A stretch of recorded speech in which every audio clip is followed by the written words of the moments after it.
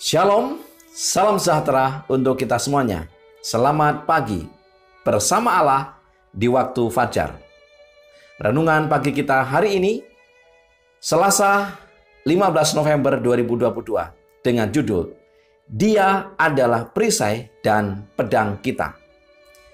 Ayat inti terdapat di dalam Ulangan 33 ayat 29. Berbahagialah engkau, hai Israel. Siapakah yang sama dengan engkau? Suatu bangsa yang diselamatkan oleh Tuhan, perisai, pertolongan, dan pedang kejayaanmu. Saudara-saudara yang dikasihi Tuhan, kembali pagi ini saya memberikan 3 poin penting untuk kita renungkan.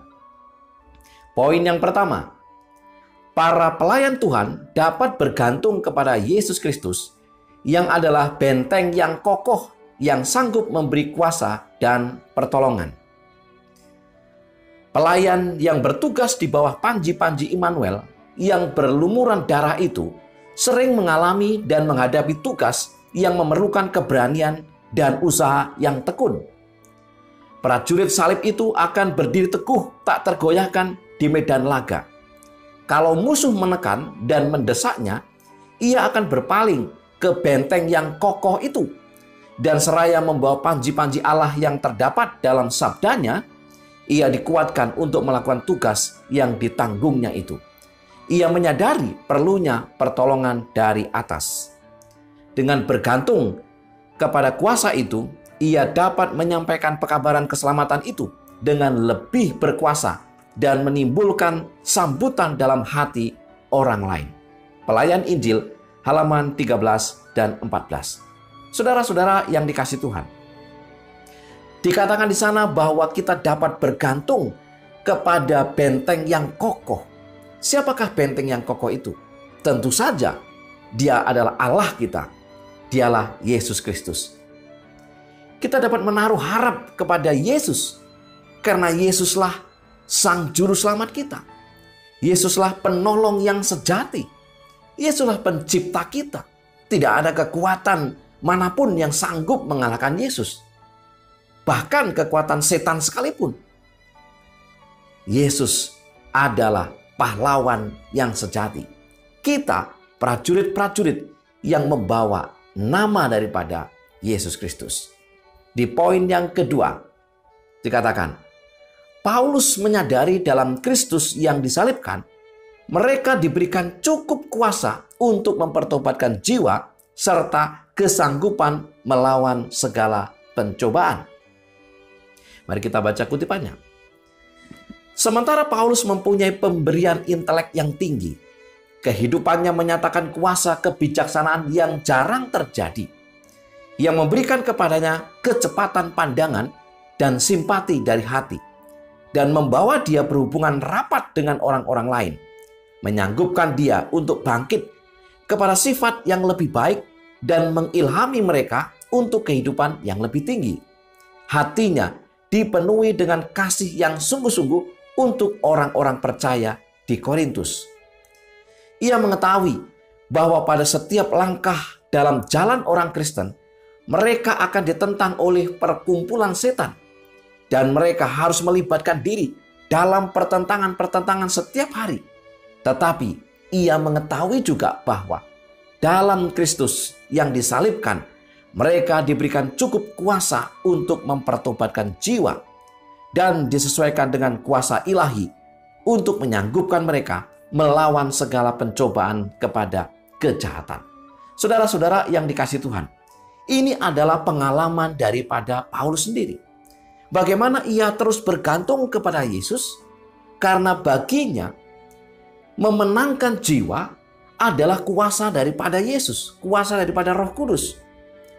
Sekalipun Paulus diberikan karunia, integritas, bahkan satu tabiat yang luar biasa, intelek yang sangat tinggi, pengetahuan yang luas, ia tidak mampu memenangkan jiwa karena usahanya. Dan ia menyadari itu, bahwa kuasa untuk memenangkan jiwa itu hanya ada di dalam Yesus Kristus. Melalui kuasa Roh Kudus yang menyertai kita. Demikian juga ketika kita bergantung kepada Yesus, kita dimampukan untuk menghadapi pencobaan. Poin yang ketiga, iman kepada Allah adalah baju zirah dan firman-Nya sebagai senjata peperangan para pelayan Tuhan. Alfa dan Omega jilid 7 halaman 258-259 memberikan pernyataan. Dengan iman kepada Allah sebagai baju zirah mereka dan dengan perkataannya sebagai senjata peperangan mereka, mereka akan diperlengkapi dengan kuasa yang akan menyanggupkan mereka untuk mengesampingkan serangan-serangan musuh. Dengan kata lain, senjata kita adalah senjata yang Tuhan telah siapkan. Kita harus memakainya. Kita harus menggunakannya. Kita tidak mampu menggunakan senjata kita. Karena peperangan ini peperangan yang dahsyat. Lawan yang kita hadapi adalah lawan yang hebat. Dan kekuatannya harus melampaui daripada kekuatan lawan kita.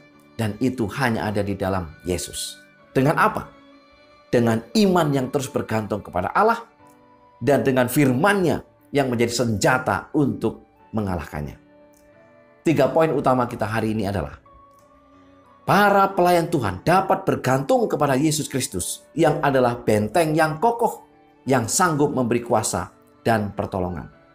Yang kedua, Paulus menyadari dalam Kristus yang disalibkan, mereka diberikan cukup kuasa untuk mempertobatkan jiwa serta kesanggupan melawan segala pencobaan. Dalam Kristus.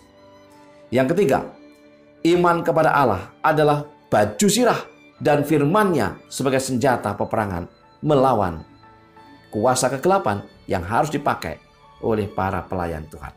Saudara-saudara yang dikasihi Tuhan, itulah renungan pagi kita. Kiranya menjadi berkat bagi kita. Mari kita tunduk kepala dan berdoa. Bapa surgawi Allah yang berkemurahan, biarlah kuasa Roh Kudus-Mu menjadi bagian kami. Memberikan kepada kami pengertian, pengetahuan, hikmat untuk memahami firman ini. Dan biarlah dengan demikian kami dituntun untuk terus bergantung kepada Tuhan, yang adalah penolong kami, benteng kami yang kokoh, yang menyediakan peralatan untuk berperang melawan kuasa kejahatan. Terima kasih. Mohon berkat untuk seluruh umat Tuhan dimanapun mereka berada. Dalam nama Yesus kami berdoa. Amin. Saudara-saudara yang dikasihi Tuhan, selamat beraktivitas bersama Allah di waktu fajar. Tuhan memberkati kita.